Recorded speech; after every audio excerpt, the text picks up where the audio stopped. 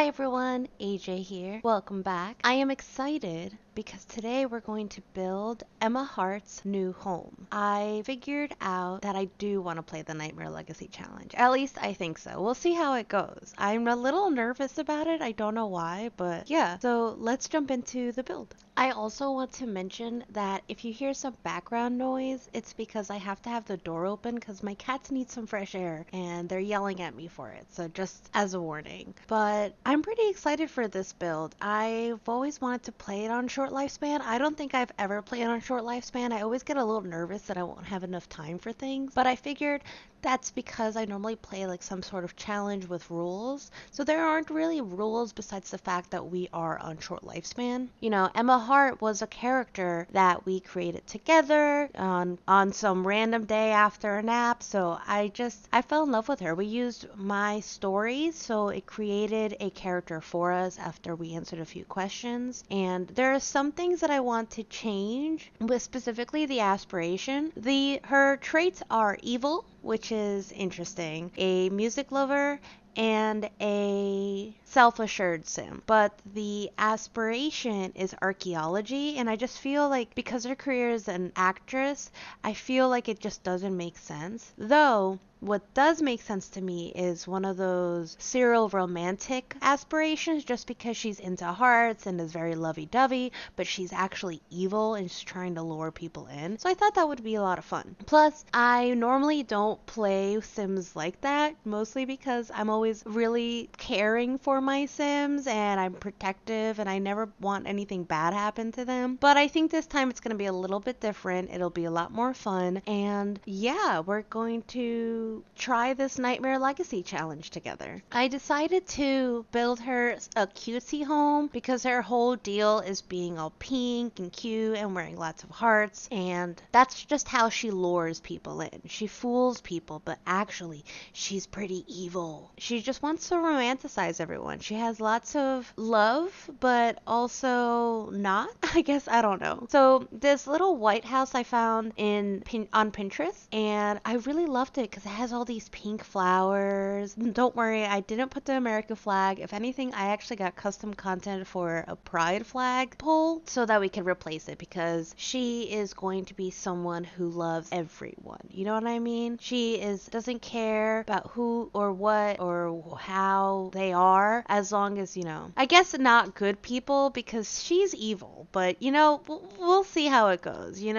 She loves everyone, mostly herself. As you can see, I've already done like the shell of it. It was really difficult for me because there's only the one angle on the picture, so it was easy to do that part, but the rest of it I kind of had to make it up. I did just do the one floor. It's one bedroom right now. I don't know about where Emma's head is at for expanding the family. I just don't think that's her priority right now. I think she's really just out for herself, so living on her own would be good, and eventually, who knows, maybe she'll find love, or maybe she won't and decide to expand the family in different manners. It was really cute. It has lots of pink accents on it. There was a few furniture pieces that I really wanted that I thought felt like Emma Hart. I tried to make sure it wasn't like all pink. I just went for more pastel-y colors. I feel like I tend to limit myself all the time because I play a lot of colored challenges where I make the houses all one color, my sims all one color. But I have the freedom this time to just do whatever. This actual part, I was struggling with the counters because I really wanted those yellow counters from the new pack, but they were just too expensive and we were running out of money so quickly, and I still had to do the bathrooms, I had to do the decor. I barely furnished the bedroom, or did I even furnish the bedroom at this point? I don't even think so.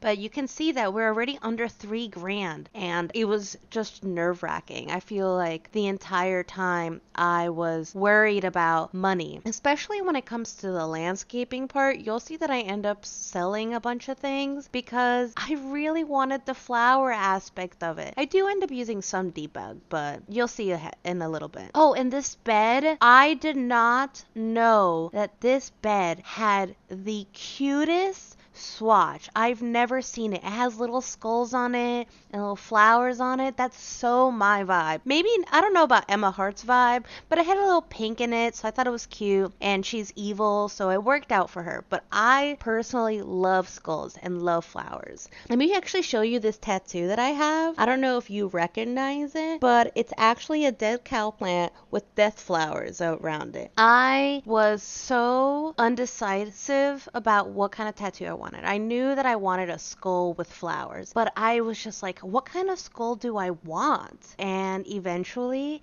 I was like, a cow plant is perfect. People are gonna think it's cool regardless, but if you know, then you know. You know what I mean? You know what I mean. I was really struggling at this point because I really wanted to have a little dining table, but I didn't want to block the door, and I liked the door centered, but eventually I decided to move it over. I also thought that this space was really good for a desk, and I was trying to bring in more colors and not just pink all the time or this yellow pastel, but I came out with this really cute green table that has little plants on the side, and I thought it was really adorable. As you can see, I finally put in the oven. I was just really nervous, so I just waited until the very end of putting in the essentials, and then I was able to just decorate for a little while. Oh, by the way, I have a life update for you. Some of you may have seen my cat Nako coming in here with a cone because she had a boo-boo and all that. Well, I have some news. There was an earthquake here recently, and she got really, really scared. So she jumped up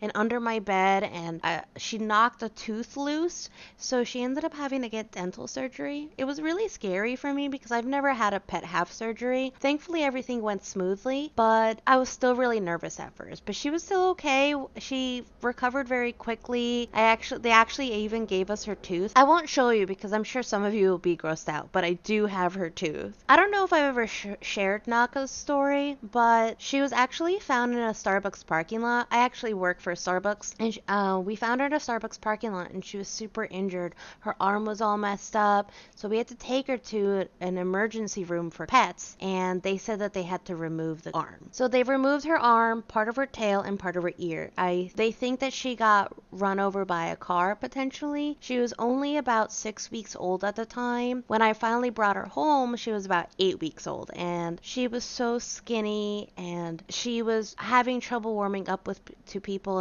in my apartment, but eventually she trusted me with her life and just laid on me like a sausage, like all the time. Now Naka has been with me for 5 years, and she is super healthy, and she eats all the time. Even though she got her tooth removed, she's a happy cat. And yeah, that's Naka's story. For Suki's story, I actually just got Naka a cat, basically. Naka experienced a lot of separation anxiety because she became so attached to me. We thought it was best to get her a cat so that she had company being at home when I wasn't home. So that's Suki's story. It's not that exciting.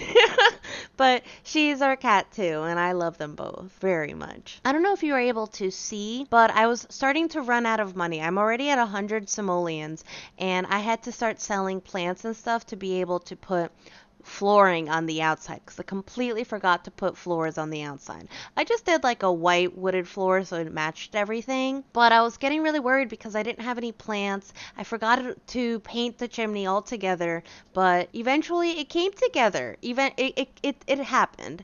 I had to look through debug to find some flowers. I really wanted some pink flowers like you can see in the inspiration photo in the bottom right corner, and it was really hard. I added some trees to fill in the lot just because it felt super empty and I had no money to do anything with it. But thankfully there were a couple of pink flowers that I was able to add, and I actually really liked it. There was just one issue. The house did not feel like the inspiration photo, and I totally wanted more. And I have 2 simoleons at this point, and I really wanted to use this one specific piece from Romantic Garden Stuff Pack where they're pink flowers that drape over. I just thought it would be so perfect. So I started selling all of my decorative plants on the inside just so that I can make it work. And at this point, I'm just going through debug to see if there's anything else that I can add to the exterior that looked decent, but I just wasn't feeling the vines. I just didn't think it was the aesthetic. We are not looking for greenery, we're looking for pinkery.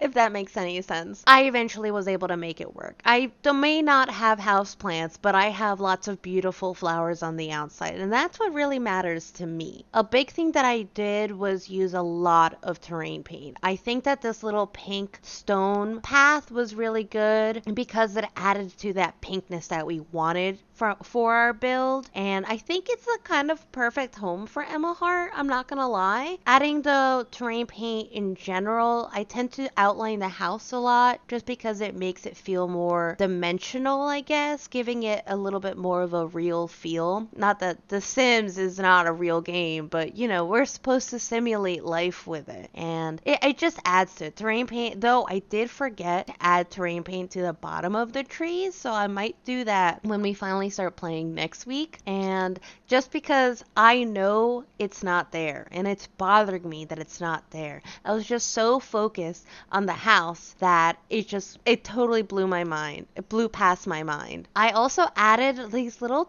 like flower terrain paint. I never use these. I just feel like I don't know how to make them work, but I figured out that you just have to scatter them everywhere very lightly. So they're the white flowers and the pink flower ones, and I just thought it added a nice touch to the flowers that we were missing for the house. And at this point, this is where I find the flowers that are perfect. This is the flowers that I wanted, and I think just bring everything together. And finally, my vision of this home was coming together, and I was just so happy about it. Maneuvering them was a little difficult at first, but then I figured out how to do it. It was just, you know, a little bit give and take. I had to raise some of them up, and I don't know. It was really difficult, but I got through it, and my vision came true, and that's all that matters to me. I think Emma's gonna really love it here. I feel so weird just saying Emma.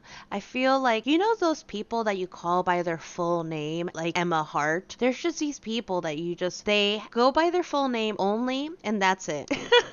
But I'll get used to calling her Emma. At this point, I realize I have run out of money. I've run out of things to sell. I think that the last thing I do is sell... Oh, I also sell the dresser. And I added the last flag, but this is the entire build. So let's jump into the game so I can give you guys a closer look into the build. And I really like this little seating area. I couldn't afford much outside furniture, but at least there's some in the front. I really like the rocking chair. It's not as pink as I wanted. There's no flowers on the fence, but I think it came out okay exteriorly. Exteriorly? Is that a word? I don't think so. As you can see, the back is completely empty, but maybe as we play through, we'll be able to furnish it a little bit more. As for the inside, it's pretty simple. And it's pretty simple. It's kind of barren, but we have a comfy couch, a little desk area. We have our bed, no dresser. The dresser is pretty aesthetic. I really wanted the flowers, so I thought it was better if I sold the dresser versus having it and having my flowers. But it's pretty cute, pretty simple. We don't have a TV, nor do we have a computer, so there's no technology in this house at all. I just ran out of money. I didn't have enough for it. Maybe it'll be one of the first purchases because the computer can be really important for a game, but for now I think it'll be fine. And that's the entire build, really. I really appreciate how different this house is because across the street is actually the Goth family's house, so it's completely the opposite, and I find that hilarious. Can you even see it? Hold on. Yeah, the Goth family's house is right here, and it's across the street literally, and now we have this whole little white house with pink flowers everywhere, and it's such a mood. It's so funny to me. But yeah, that's our build. I think Emma is going to really love living here. I'm excited to start this challenge with you guys, and I hope that you guys like the build, and we'll stay tuned to watch more Nightmare Legacy Challenge, or I guess the beginning of the Nightmare Legacy Challenge. I'm gonna be one of those people now. Please don't forget to like and subscribe. I would really appreciate it, and yeah, I will see you all next time. Bye!